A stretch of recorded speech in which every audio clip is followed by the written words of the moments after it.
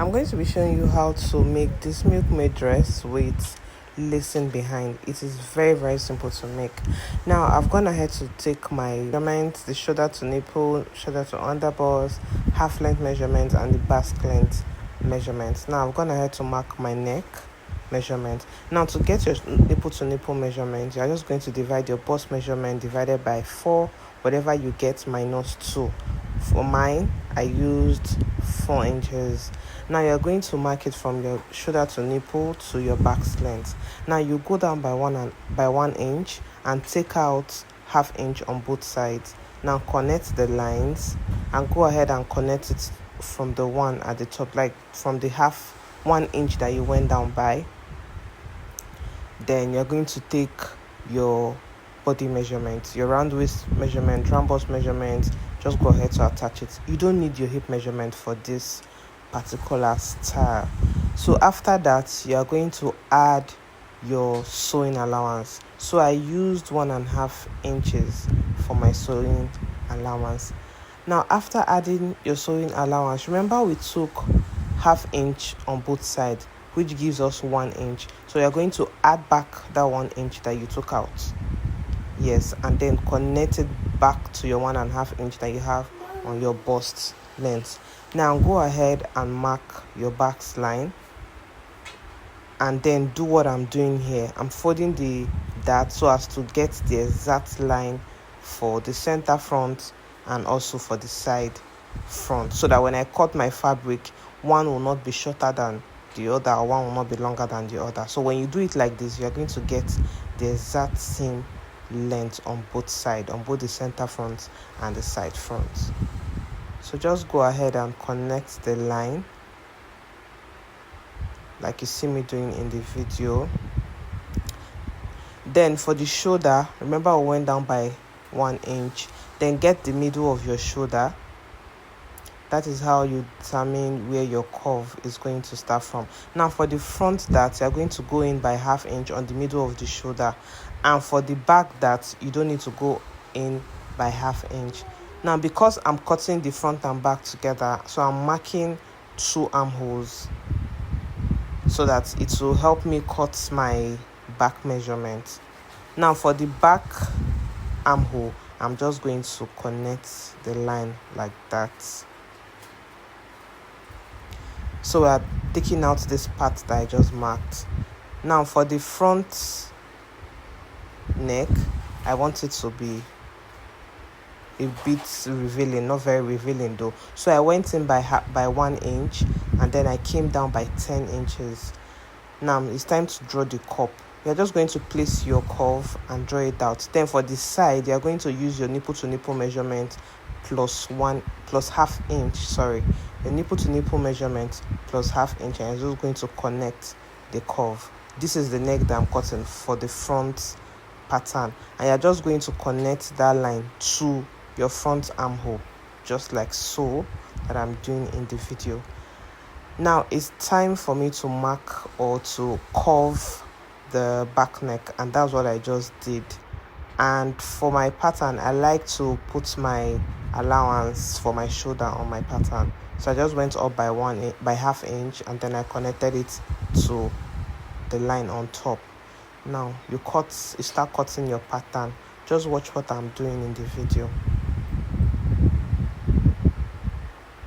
Now for the back, I placed it on another pattern, that is my front pattern on another pattern, and then I just traced it out. If you have a tracing wheel, you can use it to do this. I do have a tracing wheel, but I don't want to put scratch on my table, so I just went ahead to mark everything out on my back pattern. That will help me or make it easier or faster for me to draft my back pattern. So I added 1 inch for my zip allowance. Now I went ahead to mark the 4 inches, which is my shoulder to shoulder, my nipple to nipple measurement, and then I came down by 9 inches from my shoulder to enable me impute the back dart, and then I just marked a straight line across. Then I this is my half length measurement. I went in by 1/2 inch on both sides. Now at the end of before I started making my dress, I removed this basque line at the back. I didn't want it to have like a basque line behind. I wanted to just be straight. Remember, it's a gathers gown, so I did that off camera. Then for my zip allowance, I went in by 1/2 inch and I went out by 1/2 inch, so that when I sew the dress or when I put it on, I will not be having a bulging effect behind. So that's why I went in by 1/2 inch at my half length. Do you understand? So you're just going to connect your whole line together. So again, if you want to do the back waist behind, just follow everything I'm doing on this video. But like I said, because I do not want it, I took it out. So while we are opening the dart in the back, like I cut it open, is because we are going to be attaching loops to it that we'll use for our lacing. Remember, it has a lacing back, so I removed or I opened this back dart because of the lacing. That was where I put my loops for my for my lacing. So I went ahead to cut out the front pattern. Remember, we cut the front and back together, so I just removed the back part of it from the front.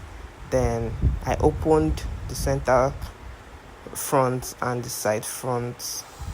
I removed the dart because we're going to be connecting it like so.